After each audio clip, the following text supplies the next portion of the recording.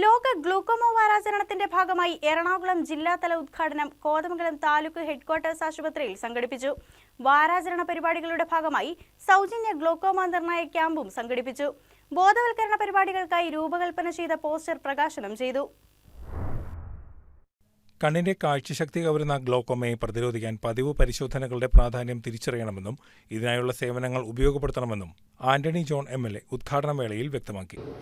അപ്പോൾ കാഴ്ചയെ സംബന്ധിച്ച് എത്രമാത്രം പ്രാധാന്യമുണ്ട് എന്നുള്ളത് നമ്മൾ കണ്ണുള്ളപ്പോൾ കണ്ണിൻ്റെ വില അറിയില്ല എന്ന് പറയുന്നത് പോലെ തന്നെയാണ്.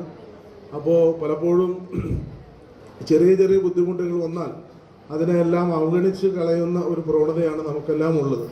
ഇവിടെ സൂചിപ്പിച്ചതുപോലെ തന്നെ പ്രമേഹവും രക്തസമ്മർദ്ദവും ഒക്കെ ഉള്ളവർ പ്രത്യേകമായ കാര്യത്തിനകത്ത് ശ്രദ്ധിക്കേണ്ടതാണ്. അപ്പോൾ അതിന് കൃത്യമായ അവയർനെസ് ആണ്. അതാണ് ഏതൊരു ഇത്തരം കാര്യങ്ങളിലും കൃത്യമായ ബോധവൽക്കരണം അത് സമൂഹത്തിന് നൽകേണ്ടതുണ്ട്. അത്തരമൊരു കാഴ്ചപ്പാടോട് കൂടിയിട്ടാണ് ജില്ലയിൽ ആരോഗ്യ വകുപ്പിൻ്റെ നേതൃത്വത്തിൽ ഈ ഒരു വാരാചരണം, ഗ്ലോക്കോമ വാരാചരണം ലോകത്താകെ നടക്കുമ്പോൾ നമ്മുടെ എറണാകുളം ജില്ലയിലും വളരെ സജീവമായ ആ ക്യാമ്പയിൻ സംഘടിപ്പിക്കുകയാണ്.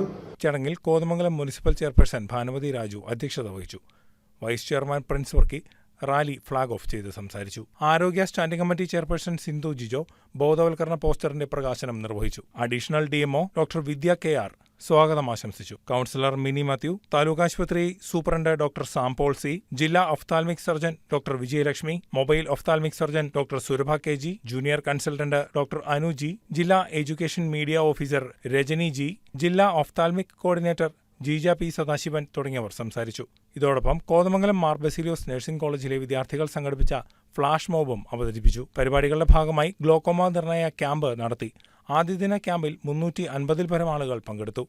ക്യാമ്പിൽ കാഴ്ച പരിശോധനയും കണ്ണിന്റെ പ്രഷർ പരിശോധനയും പ്രമേഹ രോഗികളുടെ കണ്ണിന്റെ വിശദ പരിശോധനയും സംഘടിപ്പിച്ചു. തിമിര രോഗികൾക്കും തുടർ പരിശോധനകൾ വേണ്ടവർക്കും വരും ദിവസങ്ങളിൽ താലൂക്ക് ആശുപത്രിയിൽ സേവനങ്ങൾ ലഭ്യമാക്കുമെന്നും അധികൃതർ അറിയിച്ചു.